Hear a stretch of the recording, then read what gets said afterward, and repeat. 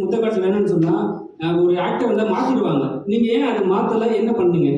முத்தக்காட்சிகள் வேணாம்னு சொன்னோன்னே நீங்க ஒத்துக்கிட்டீங்க. அவங்க ஒரு புது ஹீரோயினுக்காக. இப்போ நீங்களே வந்து ஒரு டேரக்டர் வந்து முத்தக்காட்சி முடிச்சு வைக்கணும் ஒரு நல்ல ஹீரோயின் சொல்லும்போது அவங்க வேணாம்னு சொன்னா நீங்க என்ன ரியாக்ட் பண்ணிருக்கீங்க? இல்லை சார், இந்த டைம்ல வந்து நான் டைரக்டர்கிட்ட பேசிக்கோன்னு சொல்லியிருக்கேன். இதுல என்னன்னா சார், இதுக்கு ஒரு சில படங்களுக்கு ஒரு சில விஷயம் தேவைப்படும் சார், சில விஷயம் கண்டிப்பா தேவைப்படாது. அது ஒரு எக்ஸ்ட்ரா எலிமெண்ட் தான். இந்த படம் பொறுத்த வரைக்கும் எங்களுக்கு அது ஒரு எக்ஸ்ட்ரா எலிமெண்ட்டாக தான் இருந்தது தவிர்த்து இந்த படம் அது இருந்தால் தான் ஓடும், இல்லை அது இருந்தால் தான் ஒரு ரிலேஷன்ஷிப்பை சொல்ல முடியுங்கிறது கிடையாது. அதனால அதை நானும் டைரக்டர் ஸ்பாட்லேயே பேசிட்டு டிசைட் பண்ணி இதுக்கப்புறம் அப்படி ஷூட் பண்ண வேணாம்னு நாங்கள் டிசைட் பண்ணோம். ஏன்னா அவங்களோட கரியர் கிராஃப்னு ஒன்று இருக்குது சார். அந்த கரியர் கிராஃப் அவங்களுக்கு நான் என்ன ஆசைப்படுறேன்னா சார், நம்ம படங்கள் எல்லாருமே வளரணும்னு தான் ஆசைப்படுறோம். ஸோ அந்த ஒரு விஷயம் தூக்குறதுனால அவங்க வளர போறாங்கன்னா ஃபியூச்சர்ல அவங்க வேற விதமான கேரக்டர்ஸ் வரும் அப்படின்னா அந்த ஒரு சின்ன விஷயம் பண்றதுல தப்பே கிடையாது. பட் அது கண்டிப்பா படத்துக்கு முக்கியம் அப்படின்னா நான் கண்டிப்பா டைரக்டர் கிட்ட பேசிக்கணும்னு சொல்லுவேன். நாட் ட்ராடிஷன் புரியுது ஸ்ட்ராட்டஜி. ஆனா குழந்தையோட வந்து அரெஸ்ட் பண்ணி உங்களுக்கு கூட்டு வராங்க, அது ஸ்ட்ராட்டஜி இல்லை சார், ஸ்ட்ராட்டஜி ஒன்றும் கிடையாது.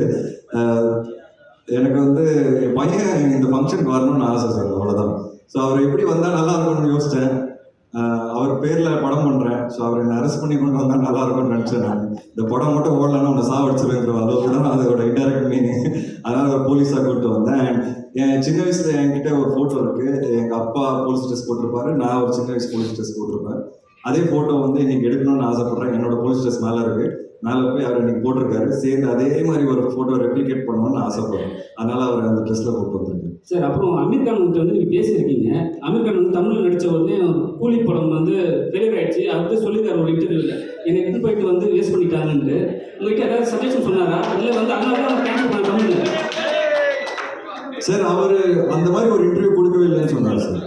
அந்த ஒரு இன்டர்வியூ நடுவில் வந்ததில்லை. அவர் எதிராக இன்டர்வியூ கொடுத்தாருன்னு அதோட ஃபோட்டோஸ் நான் எடுத்து அமைச்சேன் அவருக்கு. சரி, இந்த மாதிரி இங்கே எல்லாரும் பேசிட்டு இருக்காங்க, இல்லை நான் பேசவே இல்லை, அந்த மாதிரி நான் உடனே கிளியர் பண்ணிடுறேன்னு சொல்லி அவர் ஒரு ப்ரெஸ் ரிலீஸ் கொடுத்தாரு. அவர் வந்து பியோர் லவ் ஆஃப் ரஜினி சாருக்காக வந்து பண்ணியிருக்கிறாரு.